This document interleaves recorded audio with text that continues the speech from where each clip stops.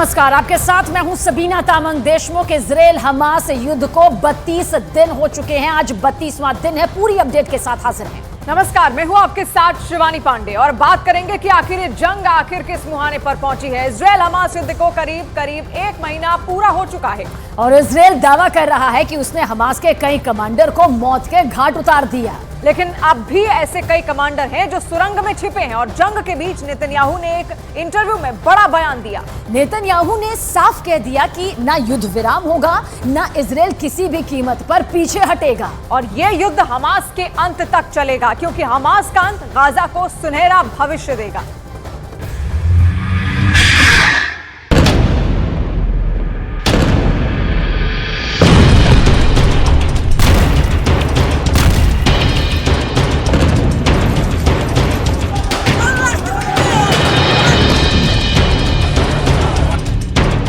Netanyahu ने एक कसम खा ली है कि अब हमास का खात्मा ही उनकी जिंदगी का मकसद है। अब ना वो जंग के मैदान से कदम पीछे लेंगे, ना ही इस जंग में हमास को बख्शेंगे। इस युद्ध का अंत तभी होगा जब गाजा की जमीन पर हमास का एक लड़ाका भी नहीं होगा। उस दिन तक गाजा के आसमान में आग बरसती जाएगी और हमास के अंत के साथ गाजा इजराइल का हिस्सा बन जाएगा।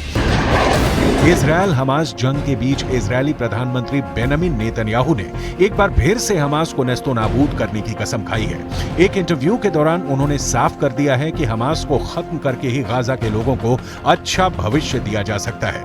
नेतन्याहू ने कहा, हमास के खिलाफ युद्ध खत्म होने के बाद अनिश्चित काल के लिए गाजा की सुरक्षा की जिम्मेदारी इजराइल की होगी, क्योंकि हमने देखा है कि जब हमारे पास ये नहीं होता तो क्या होता है। हमने देखा है कि जब हमारे पास उसकी सुरक्षा की जिम्मेदारी नहीं है तो हमारे पास हमास का इतने बड़े पैमाने पर आतंक है जिसकी हम कल्पना भी नहीं कर सकते हैं।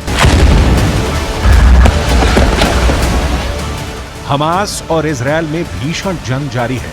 इजराइल गाजा में लगातार हमास के ठिकानों पर हवाई और जमीनी हमले कर रहा है। इजराइल के प्रधानमंत्री बेंजामिन नेतन्याहू इस जंग को सभ्यता और बर्बरता के बीच की जंग बता रहे हैं। नेतन्याहू ने कहा कि अगर मध्य पूर्व आतंक की धुरी पर गिर गया तो अगला नंबर यूरोप का होगा और कोई भी सुरक्षित नहीं रहेगा। हम हमास को हराएंगे और उसे खत्म कर देंगे। हम गाजा के लोगों और मध्य पूर्व के लोगों को एक बेहतर भविष्य और आशा से भरा हुआ भविष्य देंगे, मगर इसके लिए हमें हमास के खिलाफ जीत की जरूरत है।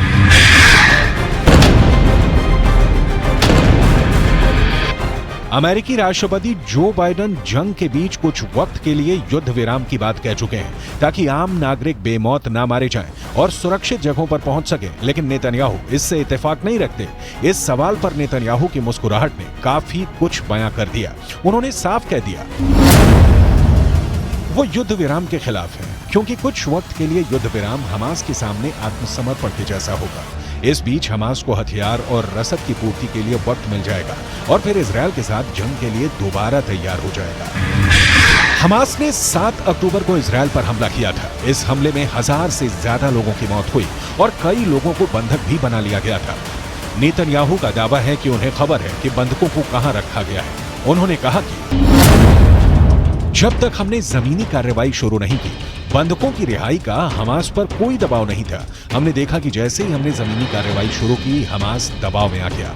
बंधकों को कहां रखा गया है, हमें इसकी खुफिया जानकारी है। नेतन्याहू अब हमास के खात्मे तक जंग जारी रखने की बात कह रहे हैं। आतंक की धुरी का नेतृत्व भले ही ईरान कर रहा हो, लेकिन इस आतंक का सफाया करने की नेतन्याहू ने ठान ली है।